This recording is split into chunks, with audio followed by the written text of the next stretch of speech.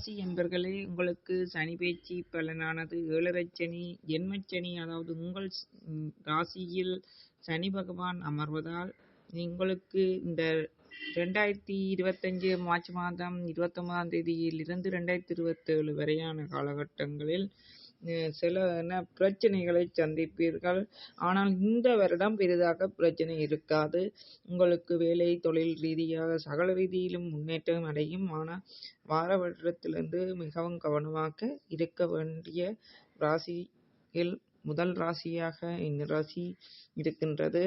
ஏனெனில் மீன ராசி அன்பர்களே, ஏற்கனவே நான் வடிவாக போட்டுக்கிறேன். ஃபுல் வீடியோ கிளிக் கண்டு போட்டுக்கிறேன், கையால் காட்டிக்கிறேன். அதுக்கு கீழே இருக்கிற லிங்கை கிளிக் பண்ணி போய் பார்த்தீங்கன்னா உங்களுக்கான விரிவான பலன் தெரியும். என்றால் 2.5 வருடங்களில் சனி வக்ரகதை அடையும் போது என்ன பலன், முன்னோக்கி பின்னோக்கும் போது என்ன பலன் என்பதெல்லாம் நீங்கள் அறிந்து கொள்ளலாம் மீனராசி என்பர்களே. அது மட்டும் இல்லாமல் வீடியோவில் இருக்கிற சப்ஸ்கிரைப் கிளிக் பண்ணி பக்கத்தில் கிளிக் பண்ணி இது வசிரஜி கைரேகையும் ஜோதிடம் கைரேகை மாத ராசி பலன், புத்தாண்டு பலன்கள், நட்சத்திரத்தின் வாழ்க்கை நீங்கள் கட்டாயம் வாக்கள். உங்களுக்கு திசை யோகமாக இருந்த ஜாதகத்தில் திசை இருக்கும் விட்டது வந்த 7.5 சனி என்ன வந்தாலும் ஒரு பிரச்சனையும் இல்லை. உங்களுக்கு 7.5 சனி ஜென்மச்சனி நடைபெற்று கொண்டிருக்கின்றது.